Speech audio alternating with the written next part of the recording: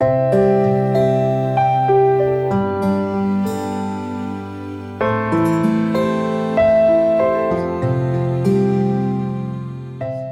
शांति।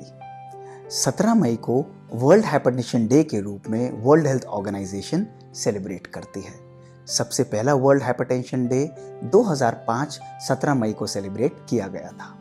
इसके पीछे भी एक कारण है। वो इसलिए क्योंकि हाइपरटेंशन आज समस्त विश्व में एक एपिडेमिक का रूप ले चुकी है।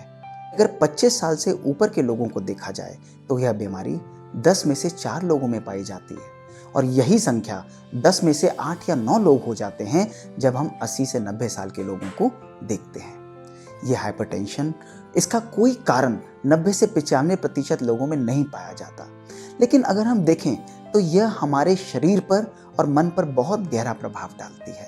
अगर हम हार्ट को देखें, ब्रेन को, किडनीज को, आइज को, तो प्रैक्टिकली शरीर का कोई भी ऐसा ऑर्गन नहीं है जहां पर यह प्रभाव ना डालती हो।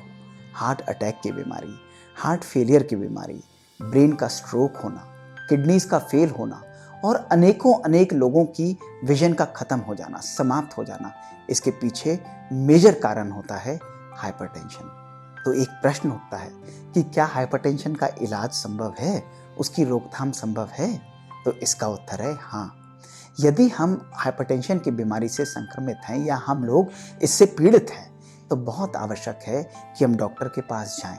इसको छुपाएं नहीं, डॉक्टर से उचित इलाज कराएं, क्योंकि अगर हम दवाइयों को सही मात्रा में लेते हैं और सही समय पर लेते हैं तो हाइपरटेंशन कंट्रोल में आती है। तो इसके जितने भी दुष्प्रभाव हमारे शरीर पर पाए जाते हैं उसको हम रोक सकते हैं।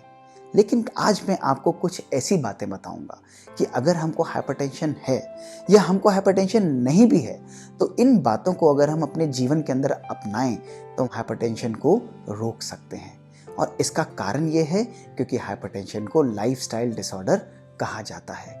लाइफस्टाइल अर्थात हमारा जीवन जीने की कला। ये केवल जीवन जीना हमारा शैली नहीं है जीवन जीने की, लेकिन हमारा सोचना, किस तरह हमारा मन, हमारी आत्मा सोचती भी है। इसमें सबसे पहली बात आती है कि हम लोगों को नित्य एक्सरसाइज करनी चाहिए। क्यों?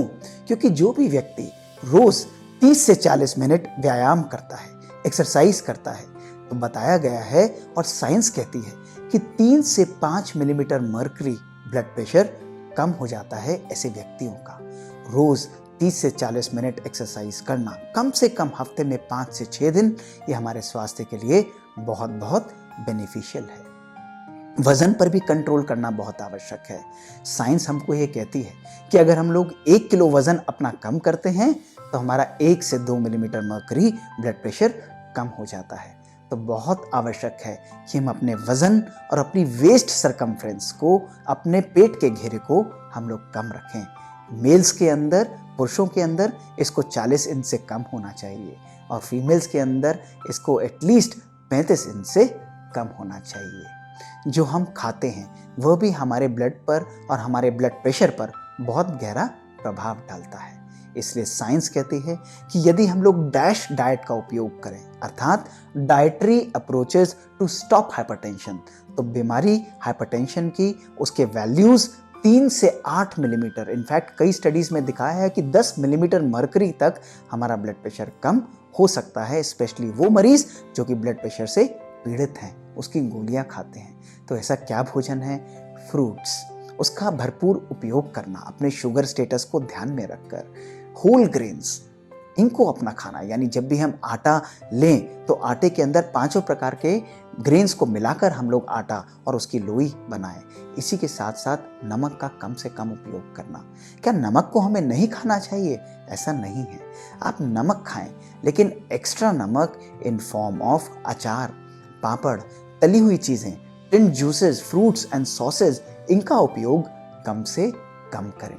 डेयरी प्रोडक्ट्स, इनका भी उपयोग हम जितना कम करें ये हमारे स्वास्थ्य के लिए बहुत बहुत बेनिफिशियल है। और अगर हमारे दर्शक में से कोई भी व्यक्ति स्मोकिंग करता है तो इसका आज मन से संकल्प लें कि इसे हमें तुरंत छोड़ना है, क्योंकि स्मोकिंग हमारे शरीर के ऊपर ब्लड प्रेशर का प्रभाव उसको ऑलमोस्ट 5 गुना ज़्यादा कर देती है। और दोस्तों, आज एक बहुत सुंदर बात मैं आपको बताता हूँ कि जिस तरह हम शरीर के चेंजेस को अपने जीवन के अंदर लाते हैं, इसी तरह बहुत आवश्यक है कि अपने मन को भी सुकून देना।